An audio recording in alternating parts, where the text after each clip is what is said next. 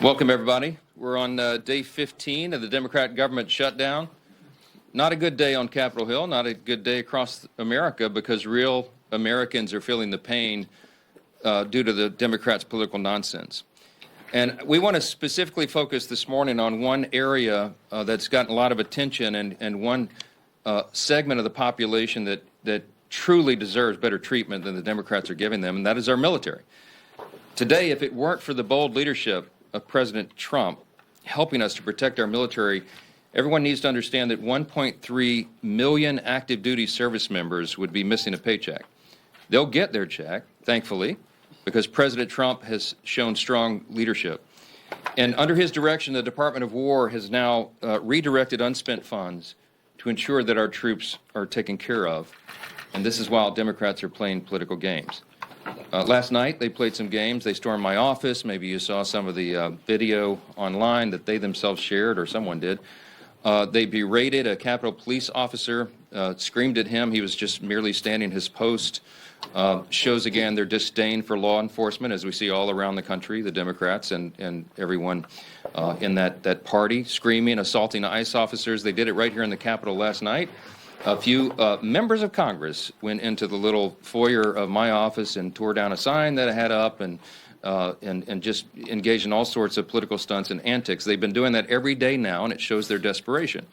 It also shows a very strong contrast between the party that is working for the people and trying to keep the government open and do the right thing, and the party that is engaging in all this nonsense. But they've shown by their actions and now their votes multiple times now. 9 times the Democrats have voted, counting the House and the Senate Democrats, they have voted to not pay the troops. They have voted to block their paychecks. And it's very serious stuff, and they don't seem to care at all. The problem we have right now is that in spite of President Trump's heroic efforts to make sure they get paid, that is a temporary fix because the executive branch's help is not permanent. It can't be. And if the Democrats continue to vote to keep the government closed, as they have done now so many times, then we know that U.S. troops are going to risk missing a full paycheck at the end of this month.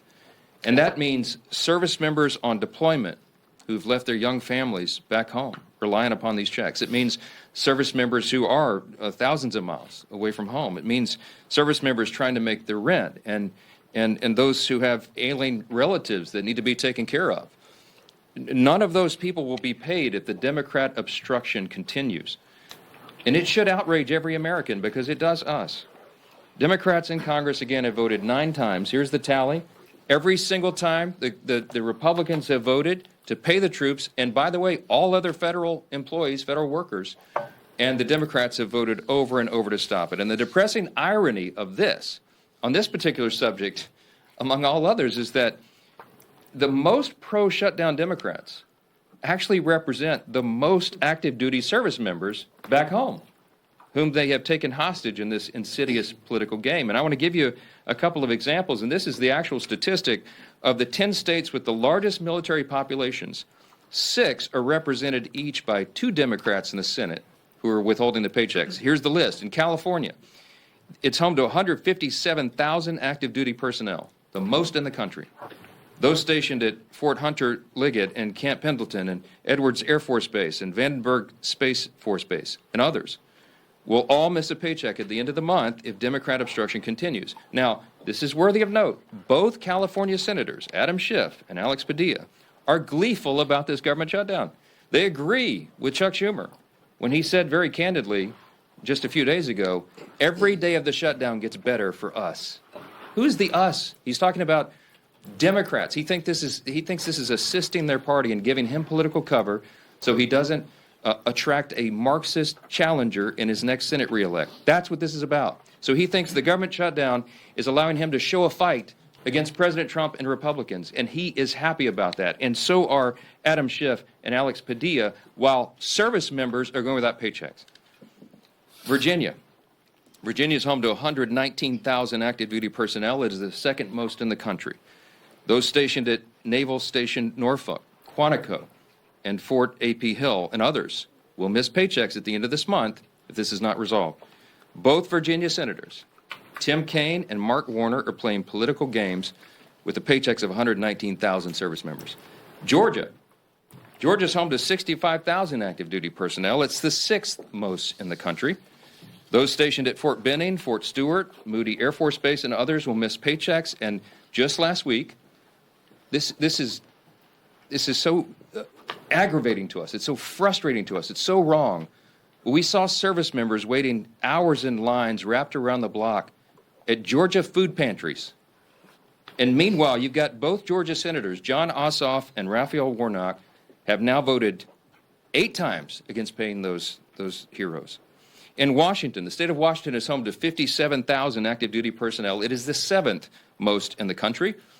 And those stationed at Fairchild Air Force Base and Naval Base Kitsap, Joint Base Lewis McChord, and others will miss paychecks. Both Washington senators, Patty Murray and Maria Cantwell, have repeatedly voted against pay for service members in the Evergreen State. Hawaii is home to 43,000 active duty personnel. It is the 8th most in the country. Those stationed at Joint Base Pearl Harbor Hickam, the Schofield Barracks, and others will miss paychecks. And both Hawaii senators, Mazie Hirono and Brian Schatz, have voted against paying soldiers stationed in Hawaii. And by the way, many of them are thousands of miles away from their families. Colorado is home to 35,000 active duty personnel, the 10th most in the country. And those stationed at Fort Carson, Buckley's Space Force Base, Peterson's Space Force Base, and others will miss paychecks.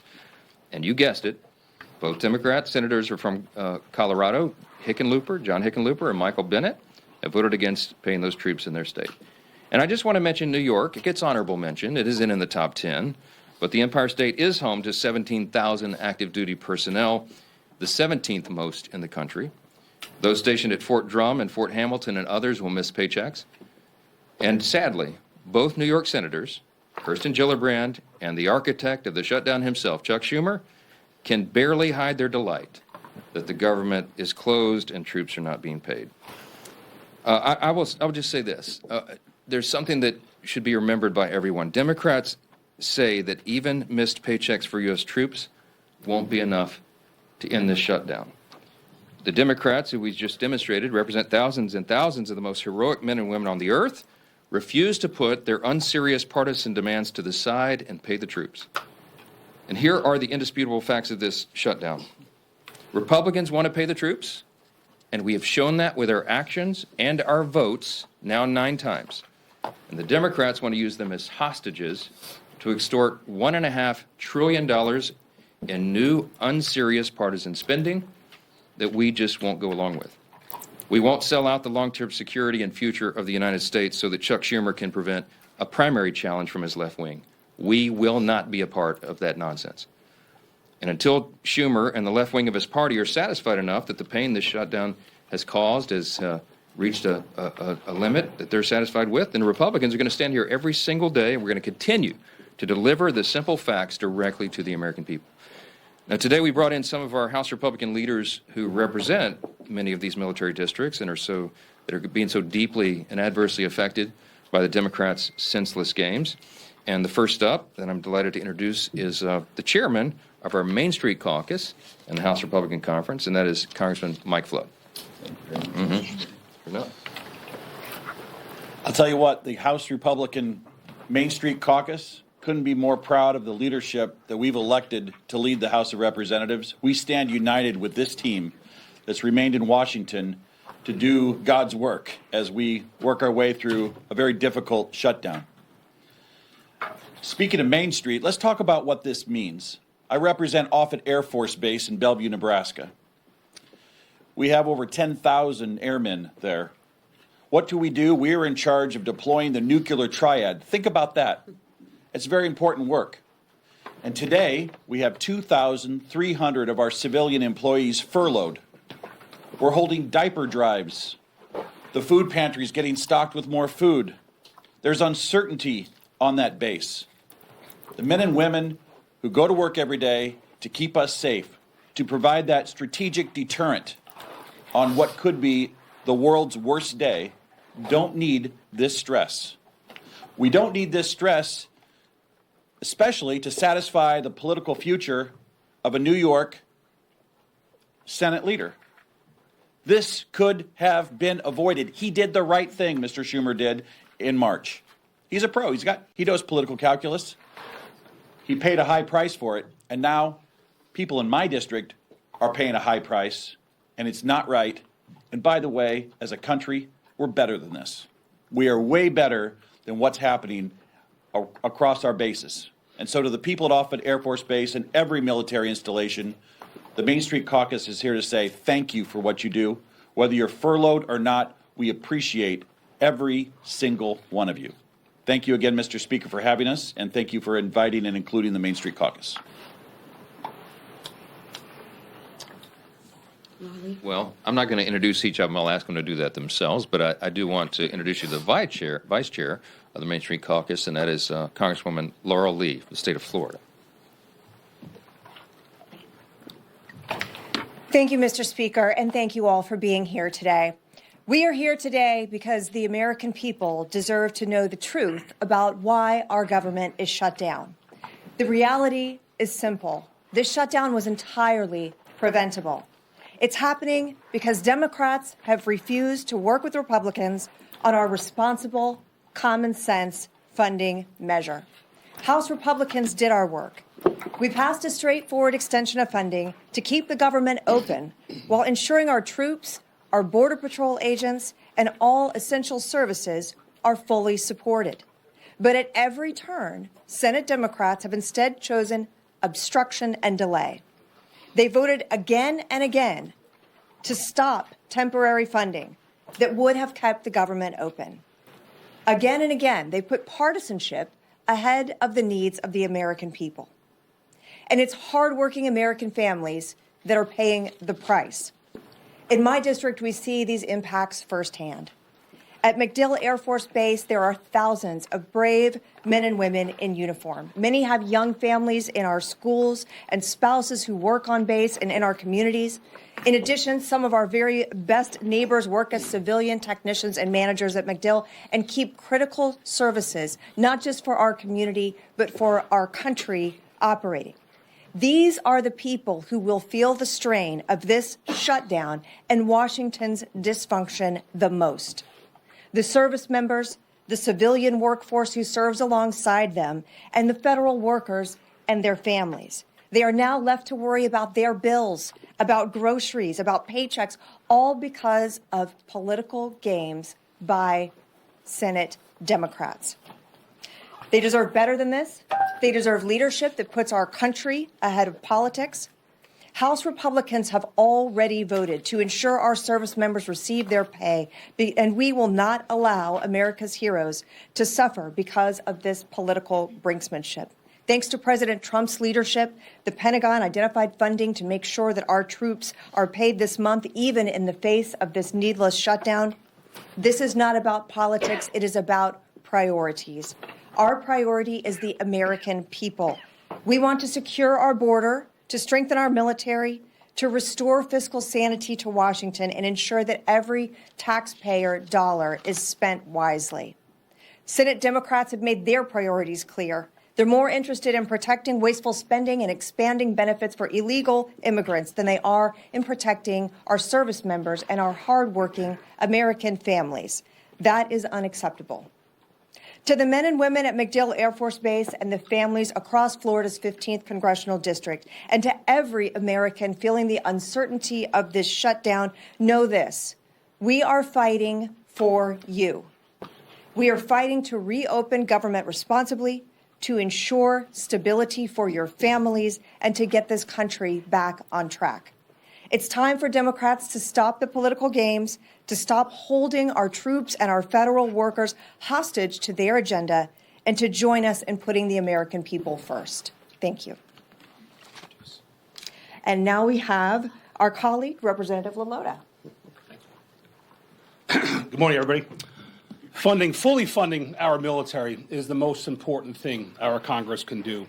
And 15 days into this shutdown, it's time for Chuck Schumer to do what's right and show a fraction of the courage and selflessness our troops display every day. Before I came to Congress, I was a Navy man. I deployed overseas 3 times alongside some of the most selfless and brave Americans our nation has to offer. These men and women serve their nation in hot engine rooms overseas, on dangerous aircraft carrier decks conducting night flight operations, and on island chains ensuring they didn't become a safe haven for terrorists. The sailors I served with risked everything, time away from home, injury to themselves, and even their own lives in defense of our great nation. And I think that kind of courage demands some sort of selflessness as well from our nation's leaders, too. Thankfully, President Trump showed the boldness and decisiveness to ensure that our troops got paid, and they didn't miss today's paycheck. That's welcome news for our families who serve our great country, who, frankly, we don't pay enough as it is. But true pay is just one piece of the puzzle. A prolonged government shutdown endangers America's national security, halting contracts, furloughing half of the Defense Department's civilian workforce, and disrupting intelligence and operations. It weakens our ability to compete with China, Russia, North Korea, and our other adversaries. It delays training, it delays deployments and housing support, and reduces overall readiness. Like Chuck Schumer, I'm a New Yorker, and I'll say this plainly. The next generation of New York Democrats are socialists, like AOC and Zohran Mamdani, and they're dragging their party towards socialism. They want open borders, they want taxpayer-funded health care for illegal immigrants, and they want government-run grocery stores. Just look at the race right now for New York City mayor. Now, I know that socialism doesn't come naturally to Chuck Schumer. It was said before that just back in March, he supported the same clean CR that we're asking him to support today. Back in March, he had a backbone, Chuck Schumer. He stood up to his party's radical base and said he would put the nation before his own political interests. And he took a lot of flack for doing so. And that's why he's changed his course. But we're here today to call on him to do better and to put the country before his own political job. And we're asking that he put the hundreds of thousands of federal workers that rely on a continuing resolution, we're asking him to support that. And we're asking him to put the millions of Americans before his own political future. We New Yorkers, we pride ourselves on being tough. So I'm asking Chuck Schumer to be tough and to stand up to his own party's base. Stand up to AOC and Mamdani. Be brave like our troops. And do your job and reopen our government. I want to introduce my good friend, also a military veteran, an Air Force, don't hold the Air Force part against him, an Air Force colonel who's doing a hell of a job fighting for his constituents in Iowa, my friend Zach Nunn. Nick, thanks, brothers. Appreciate it. Whenever you can get the Navy and the Air Force on the same target, we're moving in the right direction. Friends, here's the reality right now. This government shutdown does not have to happen. We have a reality before us where 1.5 million troops, both those active duty and those in the Guard and Reserve, are on pins and needles where they're going to be able to feed their family marching forward. I'm so proud to be standing with fellow patriots up here, many of them who have served. I'm one of those members who have served not only in combat, but continue to serve in my reserve capacity now. I've already committed my drill this weekend, and speaking with frontline members who are serving in uniform, our brothers and sisters, the sons and daughters of families who have sacrificed to have their child be in the military. They all have the same question. Why is this happening, and what is the mission to be able to stop it? Well, let's be very clear. The House of Representatives has executed its portion of the mission. Fully pay our federal government. The majority of the House, the majority of the Senate, the majority of the American people want this. But the reality is, there's a handful of individuals in the Senate who have put a stop to it. And this is where I agree with one of my colleagues. We don't govern by temper tantrum, he said. We'd be hurting millions of Americans, and we'd be treating them as leverage. That was Chuck Schumer in 2018. Another colleague said, this is irresponsible. No, it's reckless. My other colleague, Nancy Pelosi, but that was in 2013. A fellow colleague said it's not normal to hold 800,000 workers, or in this case, over 1 million military members and their paychecks hostage. That was from AOC in 2019. Team, we've heard about the first-hand impacts to individuals. And it goes beyond just America, but what's happening right in our own districts as we look at this. Today, 15,000 National Guardsmen from Iowa were in danger of not being able to decide whether to put a down payment on a new car or being able to put food in the refrigerator. 2,000 of those members are right now deployed on the front lines in U.S. CENTCOM in Iraq. And even more of their families are wondering not only will they be safe, but will they be able to take care of their kiddos back home. So I called them up, and I said, hey, First Class Chase Holmes is a sergeant with our Iowa National Guard. He's currently preparing operations to be able to defend the country overseas. But because of the shutdown, critical joint training between his team and NATO was canceled. We spoke with an Iowa Guardsman and chaplain for the 224th Combat Engineers Battalion, Caleb Wang. He is leading part of the 1,800 Guardsmen currently deployed to the northern part of Iraq right now. And he told me plainly, we're working, but we don't know if we'll get paid. I'll put my life on the line, but I hope someone's there to take care of my family if my paycheck doesn't come through. These aren't theoretical. These are real people, real impact, real costs. Let's be blunt. The shutdown of the government has only one hostile actor, and there's a few individuals in the Senate who refuse to put the country before the hostage of the 350+ million Americans they've taken. It's unacceptable, and that is why I am grateful that while President Trump is helping lead peace in the Middle East with the men and women who are on the front lines providing it, we have folks at home who need to do the same job and stand up for this country first. Thank you to my colleagues, but most importantly, thank you to all our federal workers, and God bless our troops. With that, I'm thrilled to introduce our leader, a man who's been on the front line of this himself, Mr. Scalise. Thank you, sir. Thank you, Zach, and thank all of my colleagues who you just heard from, many of whom served our nation bravely in our nation's military. I want to say thank you to the over 1 million men and women in uniform who continue to serve right now, despite the uncertainty, that does not need to exist. And why? Because Chuck Schumer is more afraid of the radical leftists in his own party than he is concerned about making sure that those families don't have to wonder about whether or not they're going to be able to put food on the table. Their families, while they're overseas, many of them, are going to be able to put food on the table during this Schumer shutdown.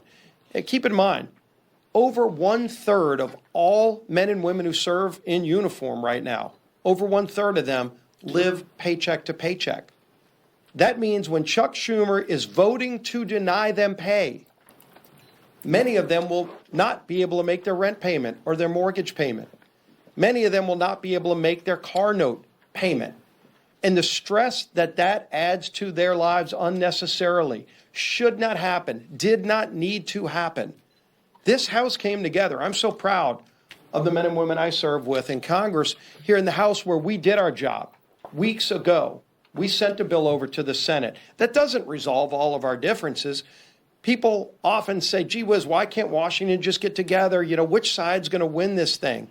It's not about which side wins.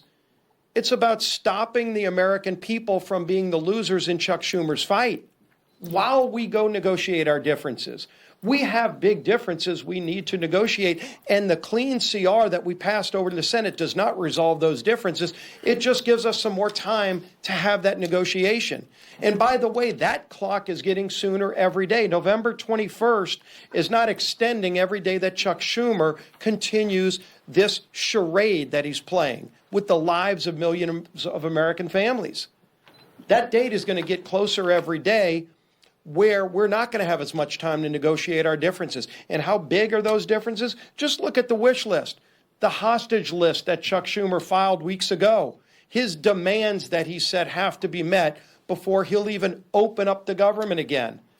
$1.5 trillion in new unrelated spending Chuck Schumer demanded, including, yes, eliminating all the verifications so that illegals will get taxpayer-funded health care. That's in Chuck Schumer's bill.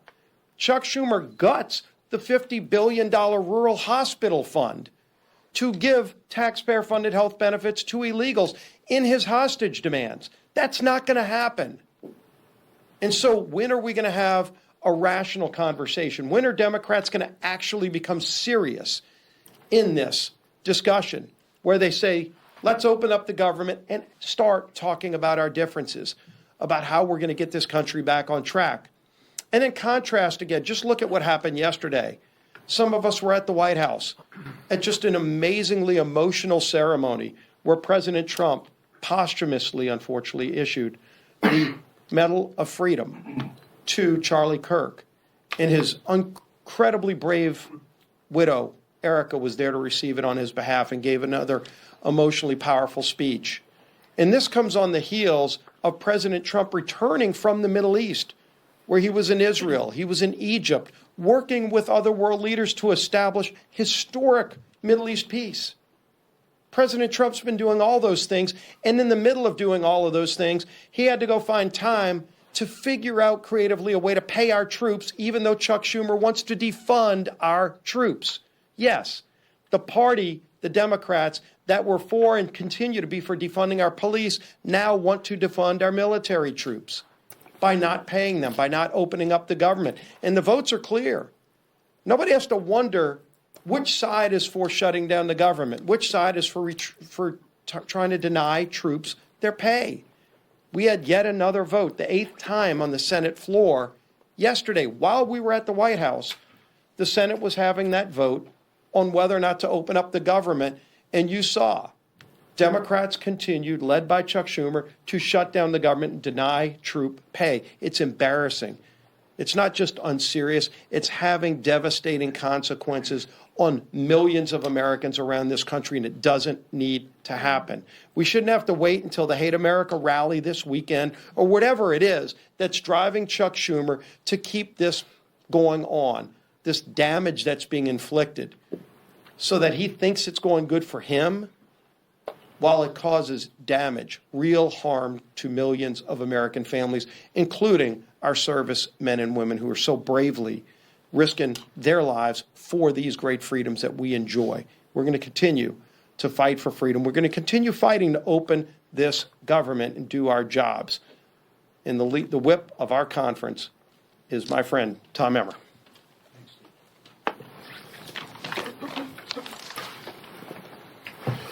If Chuck Schumer and the Democrats had things their way, more than 1 million service members would not get paid today.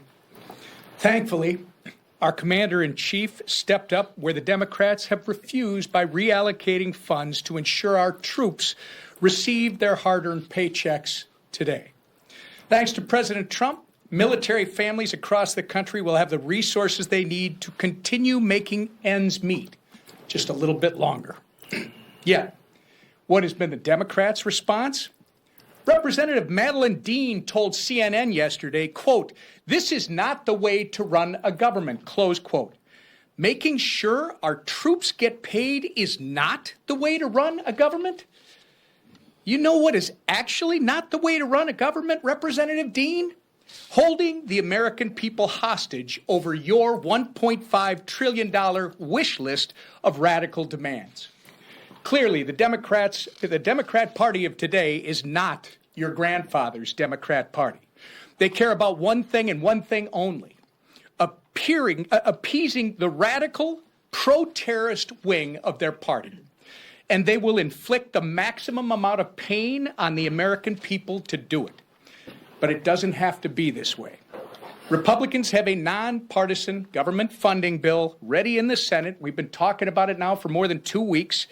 It can be sent to President Trump's desk immediately. We could end the Democrats' shutdown chaos today if they would do the right and reasonable thing by passing our clean CR. It contains 0 partisan policy riders, no gimmicks. It's the same spending levels that Democrats supported just 6 months ago and that they passed 13 times previously under the Biden administration. But 9 times now, 9 times, the Democrats have refused, shutting the government down in the process and forcing Americans to pay the price.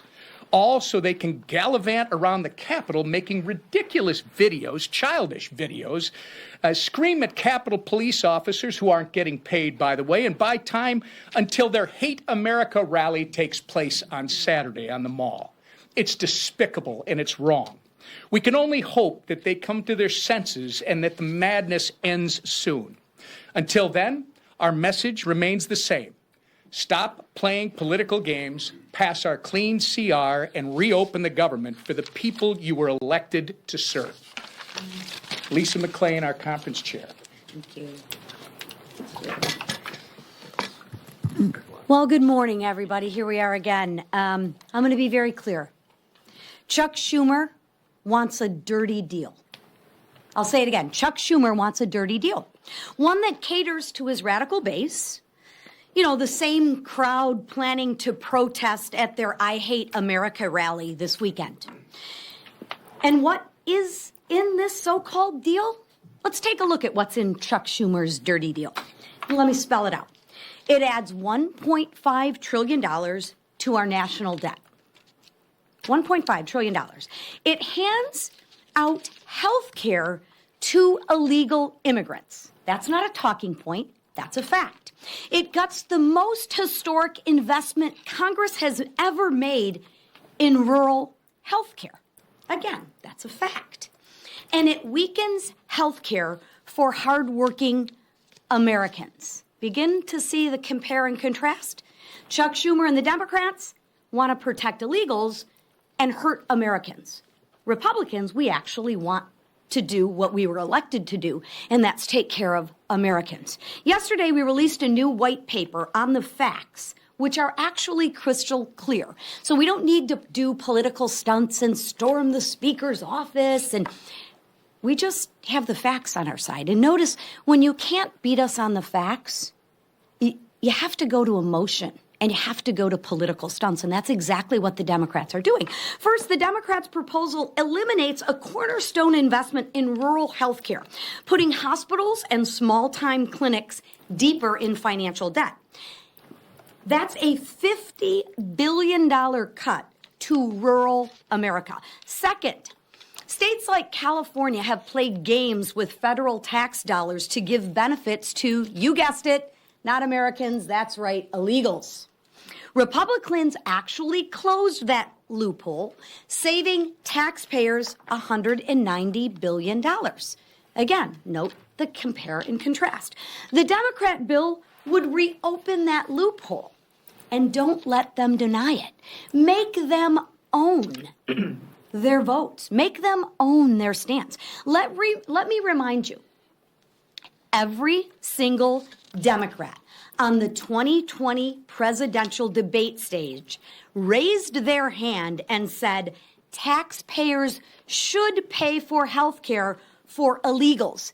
Every single Democrat. So why are they denying it now? Because they know it's not popular with Americans, right? They are on the record wanting health care for illegals. Own it, Democrats.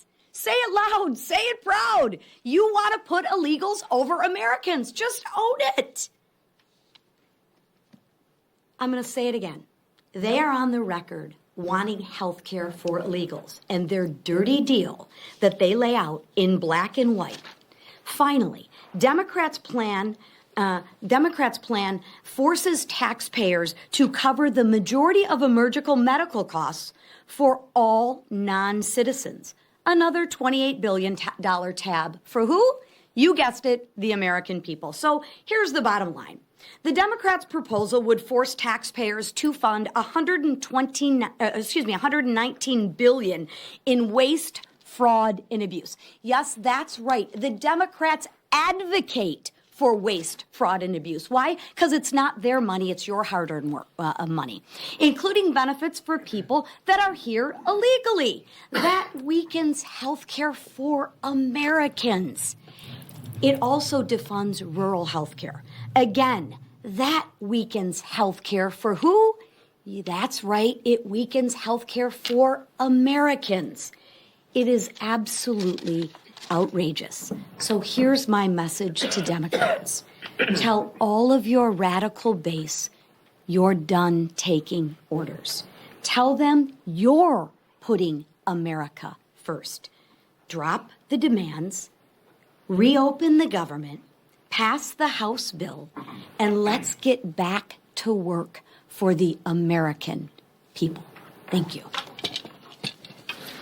Speaker Johnson.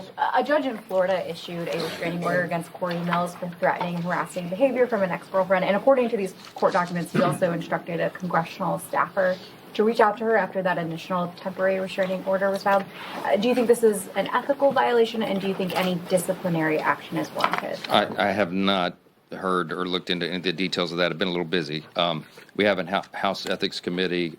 If it warrants that, I'm sure they'll look into that. Yeah. Mr. Speaker, it's been reported for a while. Corey Mills was accused of beating a girlfriend in his D.C. apartment. He was accused of stolen valor by the people that he claimed to have saved on the battlefield that have been on the record said that he did not save them. I mean, this has been happening since the beginning of the year. Are you concerned about these allegations against Corey Mills? Look, you have to ask Representative Mills about that. I mean, he's been a faithful colleague here. I know his work on the Hill. I mean, I don't know all the details of all the individual allegations and what he's doing in his outside life. You have to ask him about that. Let's talk about things that are really serious. Background, go ahead, Scott. Thanks, Mr. Speaker. OMB put out memos saying that they're going to batten down the hatches and ride out the shutdown.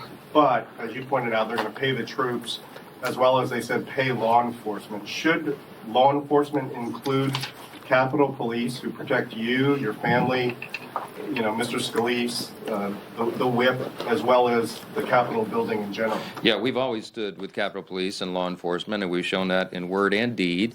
And I can tell you that I was with the president for a couple of hours in the Oval Office last night. I spoke with Russ Vought in the Rose Garden before the Charlie Kirk service. They are, what's the right word, forlorn about this. No one on the Republican side is taking any pleasure in this scenario. Yes, we're always for reducing the size and scope of the government and all of that, but this is not the way to go about it. We don't shut the government down, turn off the funding streams, and then require all these cuts like this.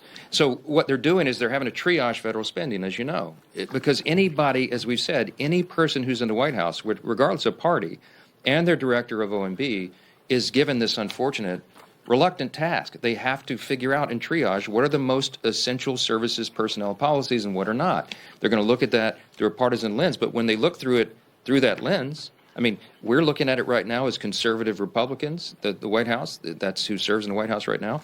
If Joe Biden or Kamala Harris or a Democrat were there, they would look at it with a totally different set of lenses. But I can tell you that when we look at that, we prioritize troops and law enforcement, absolutely. So if there is a mechanism to do that, they will find it. And they will fund it.